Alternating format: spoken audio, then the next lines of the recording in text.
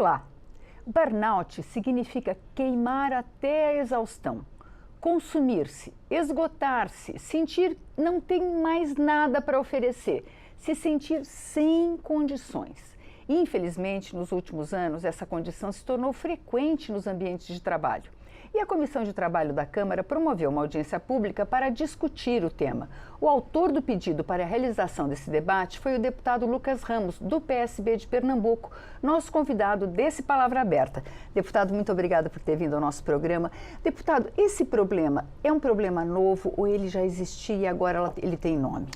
Olha, não é nada novo, tá? Esse estresse elevado, ele já acontecia há muito tempo. Os trabalhadores acumulando função, principalmente numa década de multitarefas como é essa que a gente vive, de estar ligado em redes sociais, acompanhando o noticiário através das mídias sociais.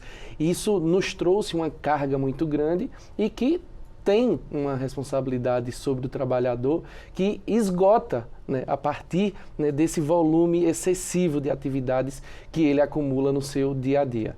Mas foi a pandemia que nos trouxe luz a esse debate, né? Foi justamente no momento em que nós precisávamos, né, nos resguardar e impedidos da circulação, isolados em nossas residências, em algumas atividades, a promoção do teletrabalho ou do trabalho remoto, isso aflorou, né, essas condições de falta de saúde mental no trabalhador brasileiro e no mundo inteiro. E foi exatamente aí que nós descobrimos que nós estávamos doentes. Boa parte dos trabalhadores estava doente, precisando de assistência.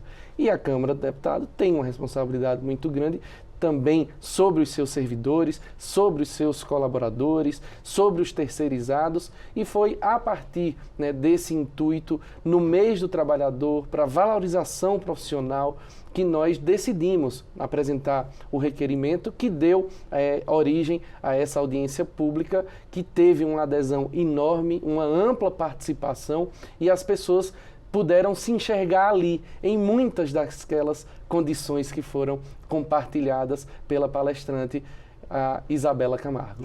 Deputado, a digitalização do mundo, quer dizer, o fato da gente estar sempre ao alcance de uma rede social, de um contato, isso facilitou esse agravamento dessa condição de trabalho? Com toda certeza. Primeiro porque você hoje consome o conteúdo por demanda, aquilo que lhe é de interesse, aquilo que desperta a sua atenção, a sua curiosidade, você tem à palma da mão. Basta acessar um site, basta entrar no aplicativo de busca ou ainda nas redes sociais, você vai atrás daquela informação. Mas até ser apresentada aquela informação, muitas outras informações são apresentadas. A sua timeline vai aparecer animais para doação, vai aparecer o problema que vivemos, né, de transtornos de pessoas que têm incapacidade, né, mental, alguma limitação, e isso traz à tona já a necessidade, né, de healthcare, de cuidados, e as suas redes sociais elas já vão lhe encaminhar, né, com links patrocinados, a solução para alguns desses problemas, vai recomendar um psicólogo, vai recomendar um psiquiatra, e tudo isso acontecendo ao mesmo tempo, né? Na hora em que você busca uma informação, né, sobre um determinado mercado, né, na hora que você busca informações sobre determinado produto, você já é bombardeado pelas empresas, essas plataformas que vendem aquele item que você está procurando. Então, esse excesso de informações vem trazendo, né, uma intolerância à gestão desses dados, e a mente ela vai enfraquecendo, ela vai adoecendo, e a gente precisa cuidar de si, a gente precisa cuidar do nosso corpo, e a mente, além de fazer parte do nosso corpo, é quem controla o corpo. Então, a gente hoje, modernamente, a gente tenta abordar a questão do trabalho em busca de mais prazer, de gostar do seu trabalho. Quem gosta do que está fazendo, ele está menos sujeito ao burnout ou não? É o contrário. O workaholic. Aquele que ama o trabalho, como eu, como você, como quem nos assiste, esse é quem está mais sujeito ainda a passar por situações como essa, da estafa total, do cansaço, né, ao extremo, do burnout. Primeiro porque, por gostar daquela atividade, ele se dedica mais, ele se doa mais, ele aceita, né, aquelas condições de exploração, ele aceita aquelas condições, né, de tempo excessivo, né, seja no uso de tela ou seja num trabalho manual, mecânico. E isso nos traz, então, a perspectiva de que ele vai ser mais tolerante aos pontos que vão desgastar a máquina, o corpo. Né? Ele vai estar suscetível ali ao cansaço, mas dizendo, né, para si mesmo, essa atividade é prazerosa, então eu vou seguir em frente. Não é só a questão financeira. Claro que existem trabalhos que a gente precisa desenvolver, atividades que a gente precisa exercer, que vão muito além da remuneração.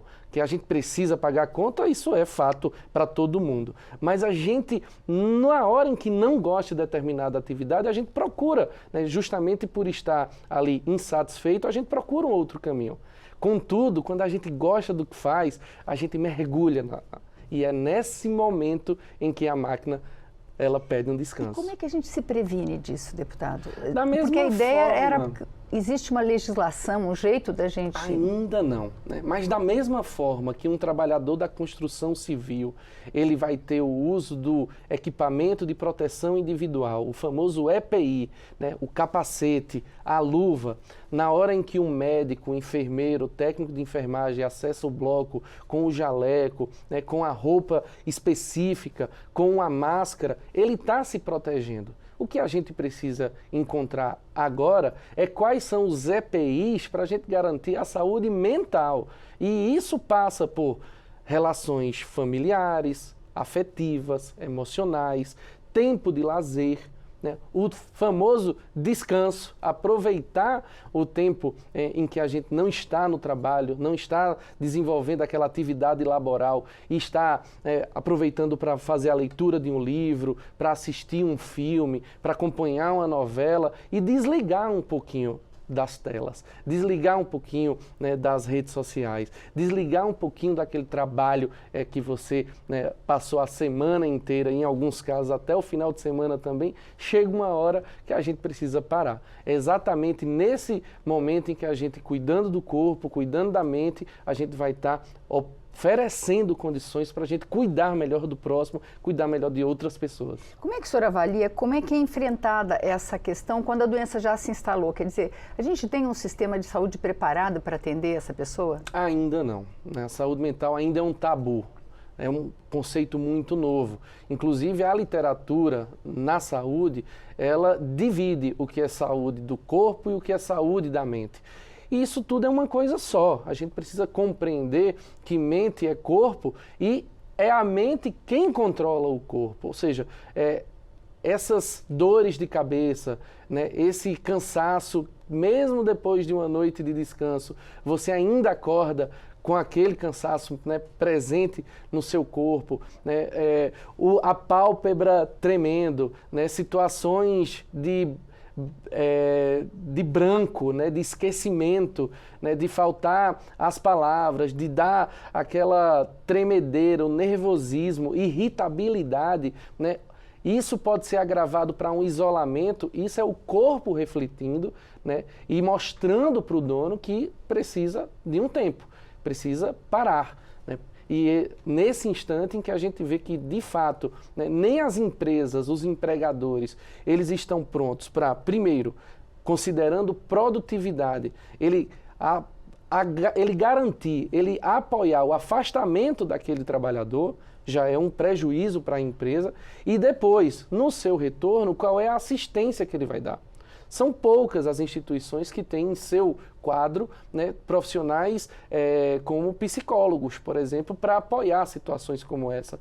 São poucas as empresas que têm em seus quadros assistentes sociais para identificar esses problemas.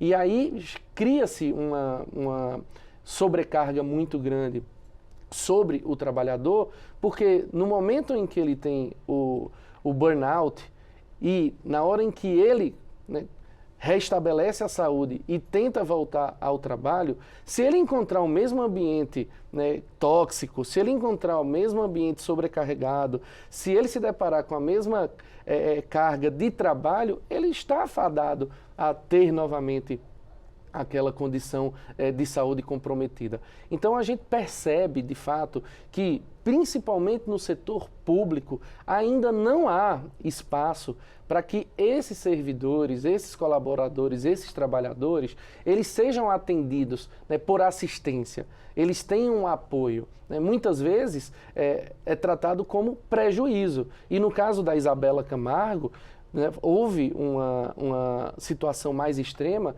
porque a partir do momento em que ela foi afastada por ter sido diagnosticada com burnout e decide retomar, né, depois de restabelecida a saúde, ela é demitida. Ou seja, a estabilidade do trabalhador, ela foi comprometida porque a empresa está pensando em produtividade, em lucratividade.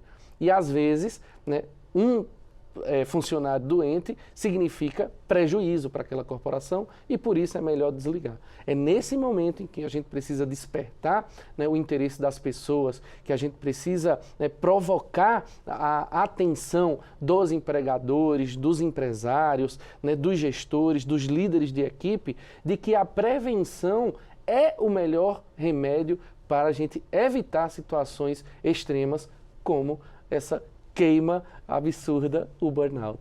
Muito obrigada, deputado. Nós conversamos com o deputado Lucas Ramos, do PSB de Pernambuco, sobre o burnout no ambiente de trabalho. Se você quiser rever ou compartilhar esse programa, vá às nossas redes ou à página câmara.leg.br. Obrigada pela audiência e até a próxima.